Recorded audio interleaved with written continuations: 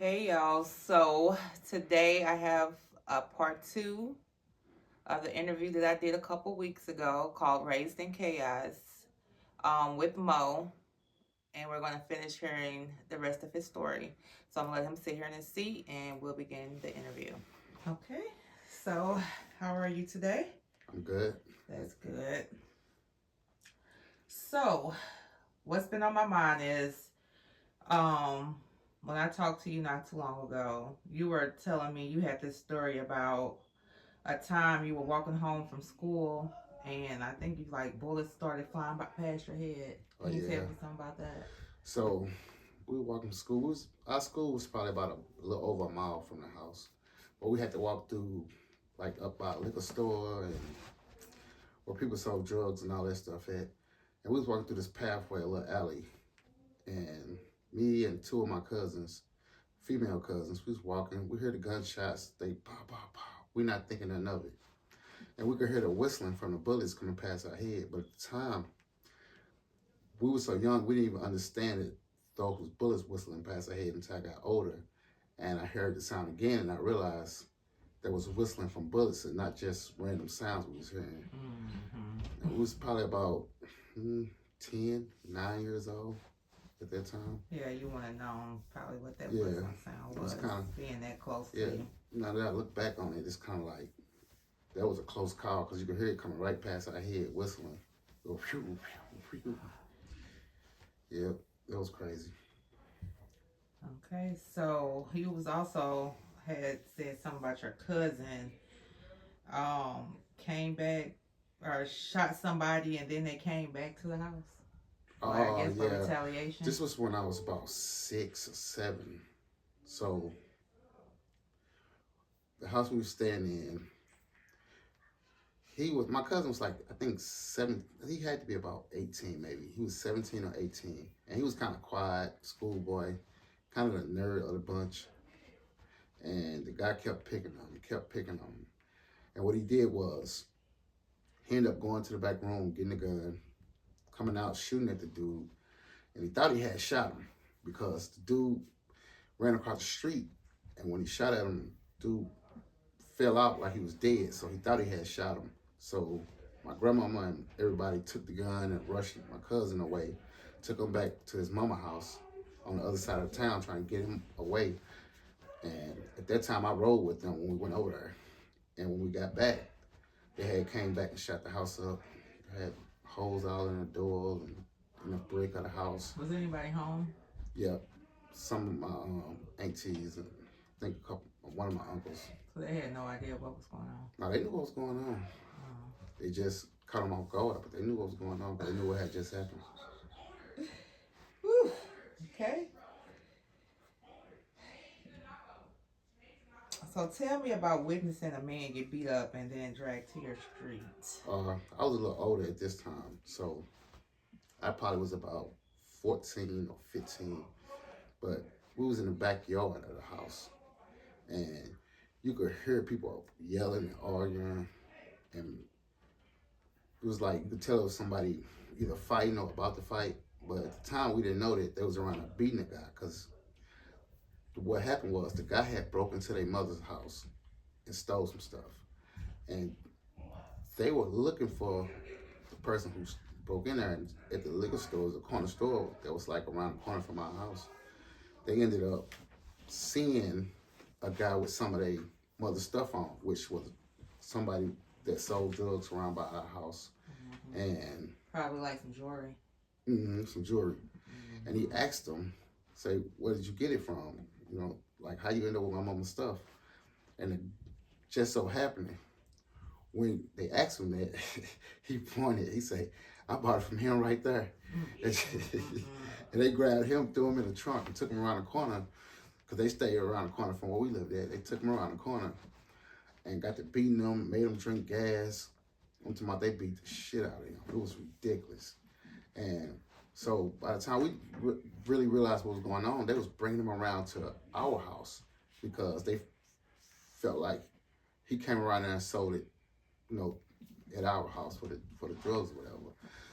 So they beating him. They got like it's two big ass dudes look like football players. They holding him up by by his arms, one on one side, one on the other side, and it's another one. He hit him with a big ass stick. Every time he knock him out, they'll drag him a little bit. He'll hit him, wake him back up, and they'll do that over and over. And they taking their time with him. They weren't rushing. They was taking their time, beating him and beating him. And by the time they got around that close, like one house from our house, one of my uncles came out there and was like, "Hey, y'all, because they thought he was dead. We thought he was dead. He ended up not down, but my uncle and them shut him down and stopped him from, bring him up to the house. But they dropped him right there next door, and he was out. Just so happened we ended up seeing him a few weeks later though, so he ain't die. Mm. Well, sounds like you grew up around a lot of violence.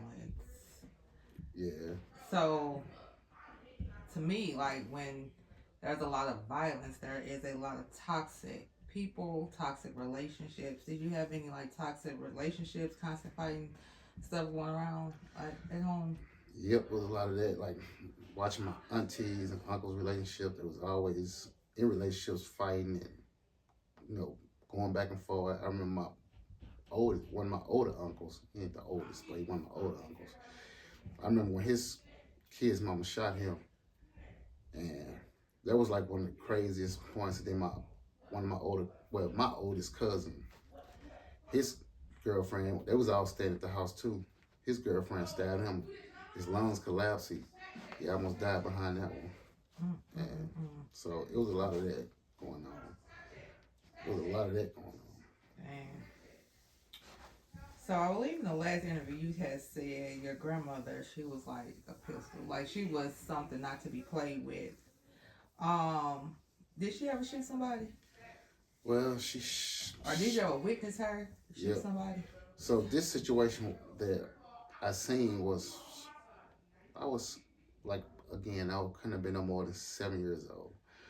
We was going to pick up my aunt from work, and where she worked at, she lived in an apartment over like the building. It's like a shop downstairs, and it was like upstairs was apartments.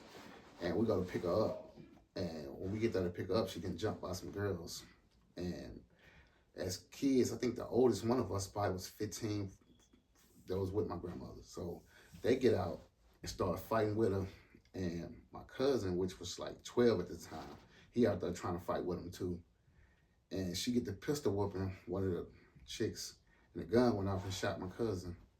He ended up getting shot in the leg. Mm-mm. So Jesus. that was a crazy situation. Yeah. I remember that like it was yesterday. Well, would you say that you may suffer from anxiety? At least some PTSD, anything from all Well, this? anxiety, that's one big one. But Mm. I think that, How has it affected your life, being around all this chaos? you know what, it's crazy because it's like, it kind of like for a long time it crippled me as a kid. It had me like, couldn't do a lot of things where you're overthinking it and feeling some type of way about it. And it kind of, put you in a panic attacks and stuff like that. But as I got older, I kind of worked my way out of it. Mm. I kind of remember when it first started, I was like about, maybe about 9 or 10. Let me see what grade I was in. I was in the fourth grade. I remember what class I was, like which classroom I was in. So I was in the fourth grade. And at this time, my grandma sent me to the store to get some red pepper. I always remember this because it triggered some stuff that lasted for a long time. So you don't pay for red pepper? No, I don't dislike red pepper. It's just a thing of what happened when I went and got the red pepper. Because I was on my way to the store to get the red pepper. So when I get on the side of the store, I see clots of blood on the ground, which I thought it was blood. It didn't even have to be blood, but in my head it was blood. Mm-hmm. And now I felt like I stepped in it. Now in my head it's on my shoe. Now I don't want to go in the house with my shoes on because I'm gonna give everybody in the house AIDS. So it was one of them type things. So I'm taking. Oh yeah, you was definitely affected by it. Yeah, I well, mean, it's just where it was just being like a around snowball effect, just from one thing to another, and it just a lead and go. That's why I don't smoke weed to this day, because smoke weed, it's like I get to thinking and trigger something, and I get to thinking about something else, and just go and run on and run on. Mm. Yeah. Okay. So what about You said that anxiety affected you. You know, was it like being surrounded by violence every single day almost? You know what I'm saying? I don't know if it was like every single day or not, but most of the time, would you say that you are a more violent person, or you're like less violent, like you don't want to be around it? Like I'd rather No, stay around it. no, I'm less violent because of it. Because I like it's like I know how fast stuff can escalate. Like most people, they rah rah. Me, I'm more like, well, if I do this, I know what might come out of this. A lot of people think, oh, this person ain't gonna do this, or that person ain't gonna do this. But in my head, I don't put nothing past nobody. 'Cause I've seen so much. It's one of them things that if I punch him in the mouth, I might as well have to kill him because he might try to kill me. So it's best to just leave this alone. Okay. And I had spoke to you earlier. Tell me why your uncle became your father figure. Because honestly, he was kind of like ahead of his time. He was like 21, Mm-hmm. 22, and at the time I was a little bitty kid. I probably was, 5, 6 years old, but it seemed like he was super grown because he had his own house. Him and his baby mama had their own cars. He had, at this time, he probably had 3 or 4 kids, and they was taking care of him like older people.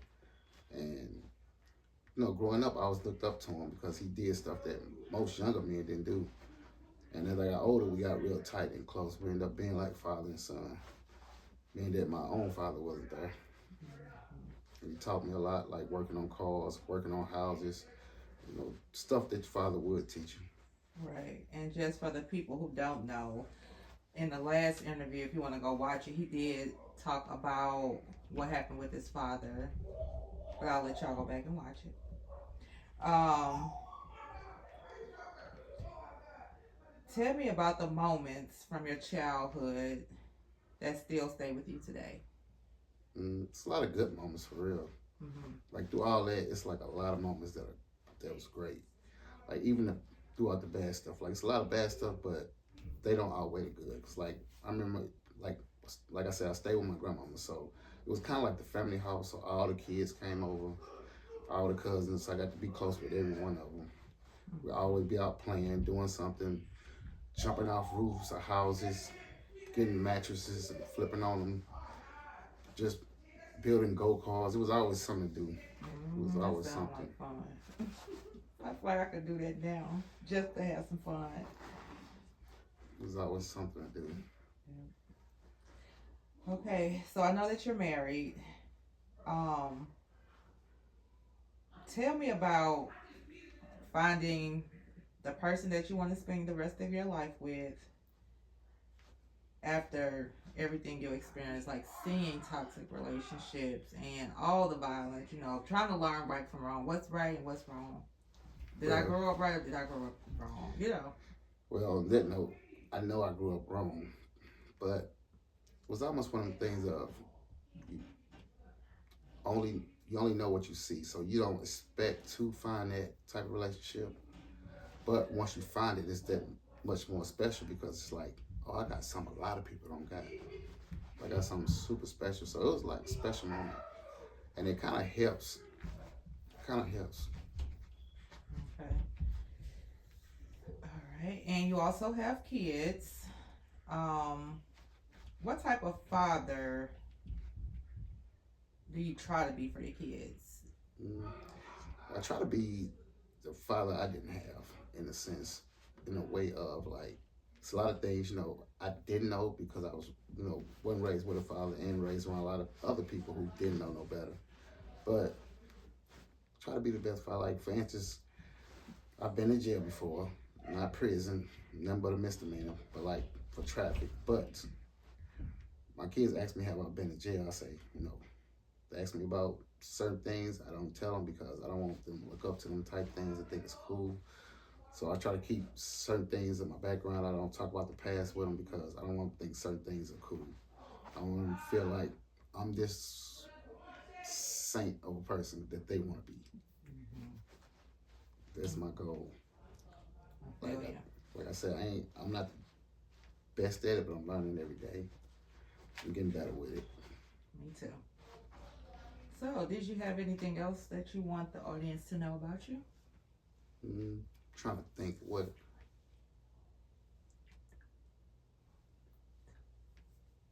Oh yeah, right now I'm working on a YouTube channel Good for you. where I'm gonna be cooking and reviewing recipes. So it's called Recipe Verdict, and got my first video up right now. And if you want to check it out, it's called Recipe Verdict, and it's pretty good. I think it's gonna be pretty good. I'm starting off a little slow, but I think it's gonna be pretty good. Okay. Yep. Cool. All right, y'all. So that was my last question. This is Mo. I don't know. Maybe have a part 3 if he come up with something else. But right now, I am searching for more interesting stories. So if you want to leave something in the comments, we can find out a way to contact each other, and we can get this moving, y'all. All right, you guys. Thank you for tuning in. Like, subscribe, and share.